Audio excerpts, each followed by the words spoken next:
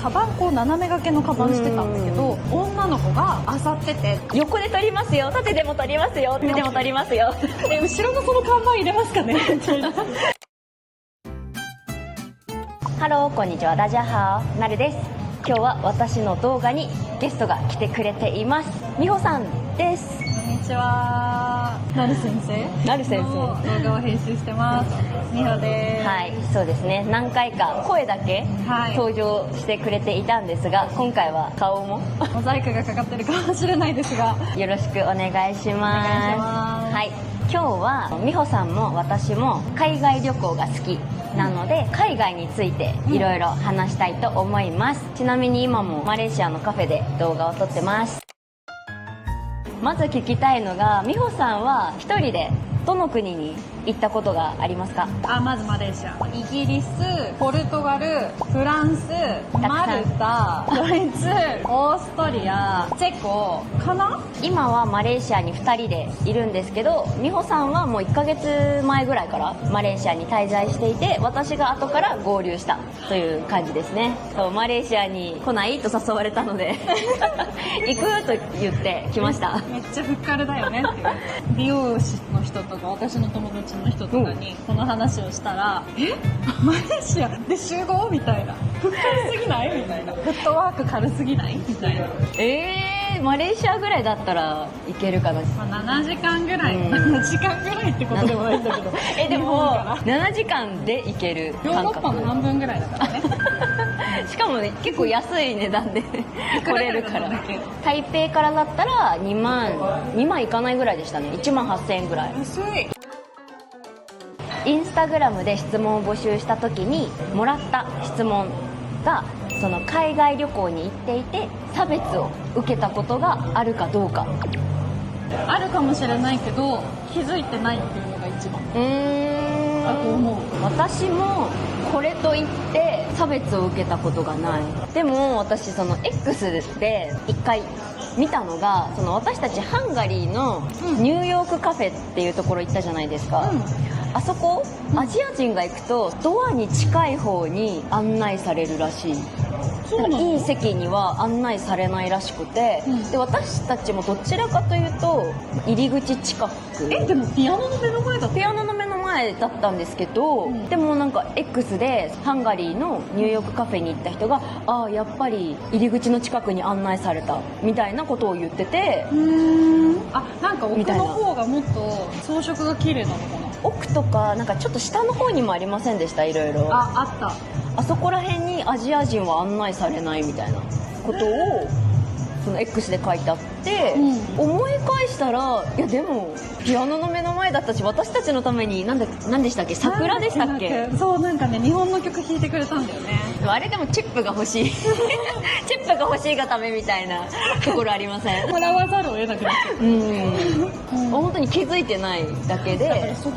かもね。ピアノの前ってさ、ラッキーに思っちゃうもんね。でも私たち結構前日に予約をしたから、別にそこの席でも問題なかったですよね。良かったですよね。むしろ楽しかったピアノ。そうだから差別に関しては多分お互い2人ともそんなに敏感じゃないから敏感じゃないから気づかない多分それはあるだけかな。受け取り方というか、受け取り方はありますよね。ちなみに日本人が結構話題にしているニーハオと言われる問題について、あれは差別なの？私もあれ差別なの？なんか本当にバカにしたような感じでニーハオと言われたらうわっと思いますけど、多分その人たちが知っているアジアの言葉がニーハオしか知らないからかな。中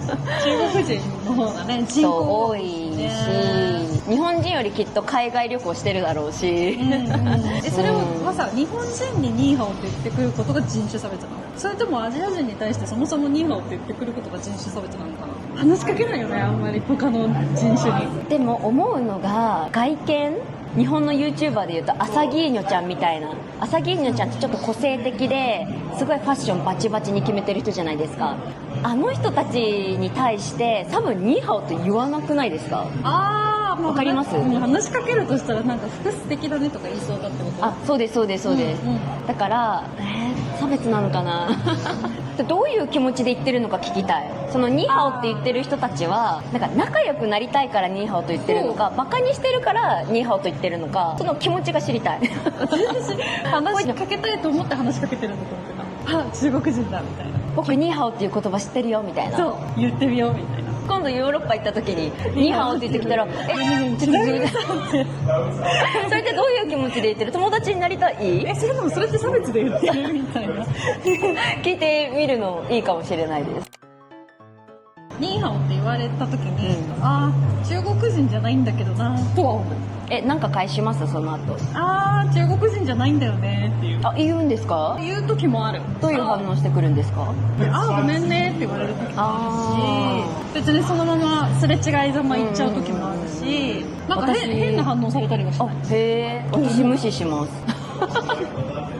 人見知りなんで、ニーハオの意味がわからないふりをします。あなた何言ってるかわからないみたいなふりをしてスルーします。本当にヘルプが欲しそうとかだったらちゃんと話しますけど、なんかすれ違いざまに言ってみようみたいな感じの人には無視しちゃいます。まあ結論、そんなに差別を感じたことがない。そういうふうに受け取ってない。受け取り方もありますよね。聞いてもね。はい。今差別の話題でいろいろ話したんですけど、次はその逆でアジア人で得したこと、日本人で得したことありませんか？私先に言っていいですか？私トルコにいた時に遊園地に行ってアトラクションに並んでたんですよ。その時に若めの女の子たちからチラチラ見られて、なんだろうって思ったら翻訳機であなたは美しいって言われたんですよ。私多分 K-POP の影響だと思うんですよ。アジア系の私自分でアジアンビューティーとか言ってるアジア系の顔が綺麗っていうイメージがちょっと広がってきたのか、それで多分2人ぐらいに言われたんですよ、並んでる時に。嬉しかった。トルコはチヤホヤされる。なんかトルコはさ、日本のこと大好きなんでしょ？そんなあんまり感じなかったですよ。そうなの？あと台湾にいた時はやっぱり親日家の国なので、向こうが私が日本人だって分かるとすごいニコニコしてくれる優しい。トルコと台湾では日本人でよかった、アジア人でよかったってちょっと思いました。例えばホテルとかのチェックインとかでやっぱパスポート出したりすると、日本から来たのって言って、なんか僕アニメ好きなんだけどある僕はね日本好きなんだよって言って結構盛り上がれるというか、確かにそう話題をなんか振ってもらえるというかっていうことは結構あるから、なんか日本人で得してるかどうかわかんないけど、日本人で嫌だなって思ったことはない。あとはマレーシアでよく言われるんだけど、私はちょこっとだけ英語が喋れるので、多分マレーシアの人たちは結構日本人好きな人が多いのか。日本人で英語が喋れるってなるとすごいなんかここ行ってほしいんだよね、これ食べてほしいんだよね、ここ行ってほしいんだよねみたいな感じで、なんかホテルの人とかも話してくれたりとかする。私台湾でそれです。日本人もう私中国語で話しかけるんですけど、やっぱちょっと訛りがあるから、日本人だってバレると、どうして中国語話せるのとか、留学してたの、どうしてここにいるの、遊びに来たの、そうすごい話しかけてもらえる、それは結構嬉しいいいところですね。多分日本の好感度というか日本人の好感度か分かんないけど、でも美穂さん日本の好感度上げてる気がする。私優しい。だって英語で話しかけられてすんごい話すし、喋りたがりだからね。さっきこのカメラどこのカメラっておじさんが話しかけてきた時に、私はもう話を早く終わらせたいからDJ ポケット3みたいな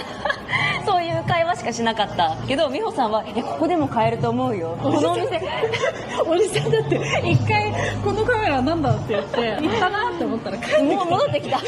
横に名前が書いてあるじゃん、カメラの。でもさ、写メを撮ってさ欲しいみたいに言ってるから教えてあげたみたいな。喋りたがりなのよ、喋りたがり。写真撮る時もアジア人に頼んだ方がいいみたいな一回そういう動画がバズってたじゃないですか。私今日見てたんですけど、やっぱり皆さんアジア人に頼んでる本当にアジア人に写真を頼めば間違いない。でも確かに頼まれたら横で撮りますよ、縦でも撮りますよってやるじゃないですか。ちょっと待ってちょっと待ってちょっと待ってちょっと待って、アップでも撮りますよ。後ろのその看板入れますかねみたいな。それはアジア人の好感度今上げてる一つだと思います。海外で危ない目に遭ったことが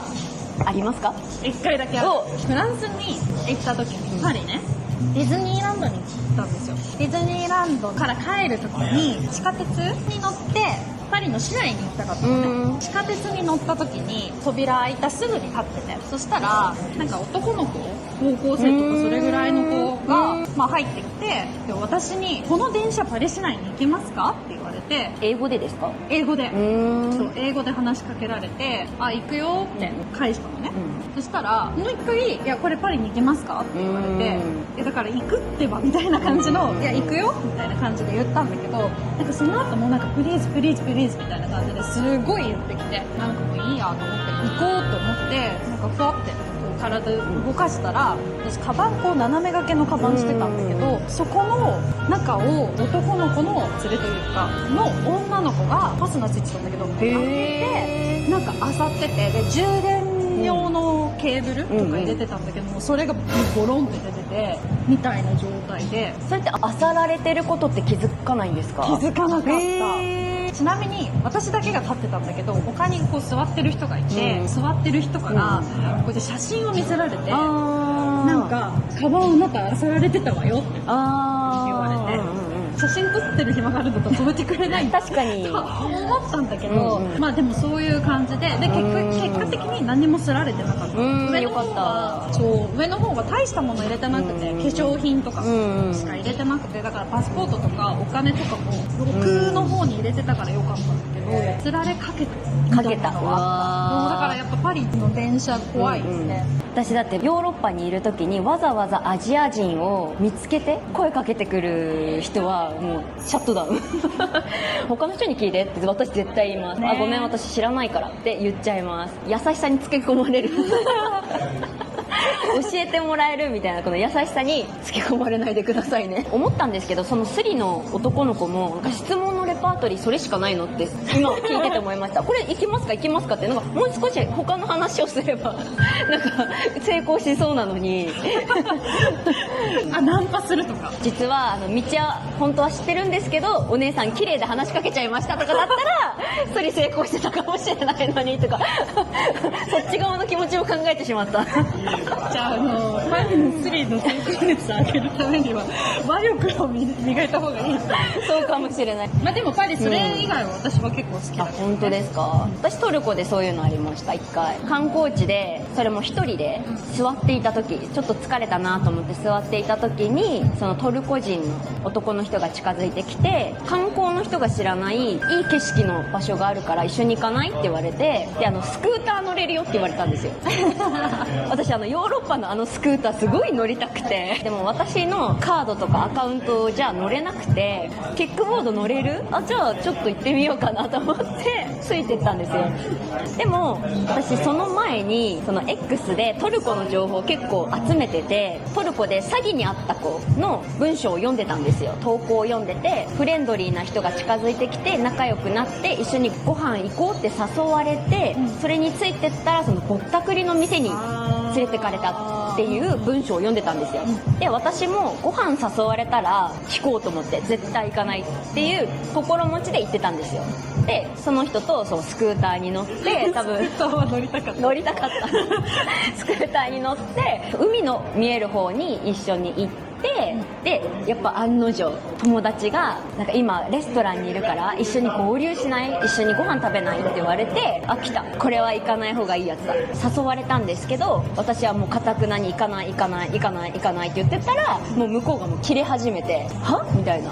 じゃあスクーターのそのキックボードのお金返してって言われて、お、怖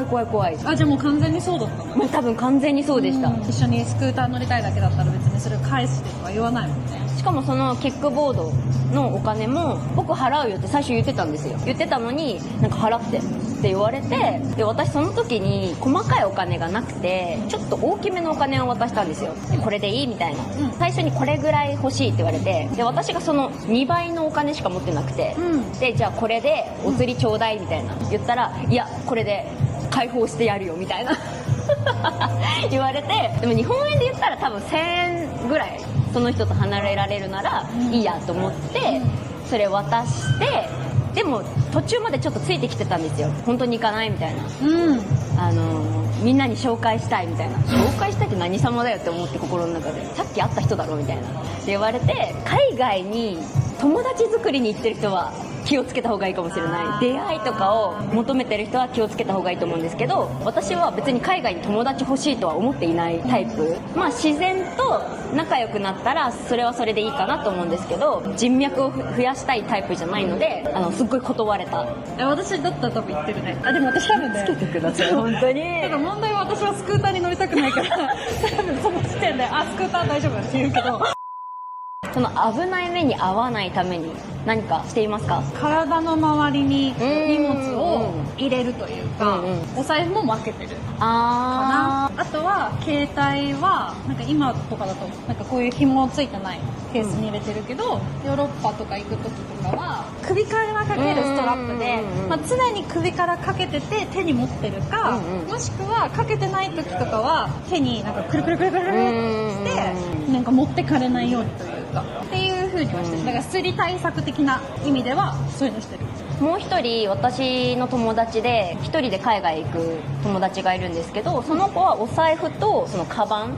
を、紙ゴムにもよくある伸びるあれで繋いでるって言ってました。あと人が近づいてきたら私カバンに絶対手を置きます。すられないようにあと前に持ってくる。日本のみんながよく使うチャックがついてないカバンを後ろに回すのは本当にもう自殺行為最近カバンを買うときにチャックがついてないものもうほぼ買わなくなりました。これ可愛いけど日本でしか使えないなとか、開いてるところからこうやって取っ手になっててさ、もうなんかバーみたいな開いてボタンがポンってつくやつです。あれ怖いあれ怖いそう、ああいうのはもう買わなくなりました。まず一人で海外行くときはもう日本人だってわからない格好、T シャツとジーパンとか、もう現地の人、私の場合は中国人とか台湾人に馴染むような格好をしていることが多いですね。カバンも、大きいカバンは絶対持たない、もう最低限の小さいカバンだけ持って行くようにしてますですね。私ちょっとトイレ行きたいです。すごく行ってきます。トイレ綺麗だった？綺麗は綺麗でしたけどびしょびしょに濡れてました。なんで濡れてるんですかね。みんなウォシュレットででも海外あるあるちょっと結構トイレがもう言わなくても分かると思うんですけど、トイレが汚いで結構高確率で濡れてません？床とかなんかみたいな何が起きたみたいな時があるここまで海外について美穂さんといろいろ話しました。面白かったでしょうか？面白かったならいいなこれから海外旅行に行きたい人はぜひ私たちの話を参考にしてくれると嬉しいです。面白かったと思った人はグッドボタンをお願いします。チャンネル登録も待ってます。今日の動画はここまで。最後まで見てくれてありがとうございます。また次の動画で。じゃあねー。マルタ楽しかったですよ。マルタもいい。マルタもご飯が美味しくて綺麗。分かった。美穂さんの優先順位というかなんかプライオリティ、ご飯ですね。ご飯高い。食べ物があんまり美味しくないところの国は私メンタルやられちゃうの。イギリス言っちゃった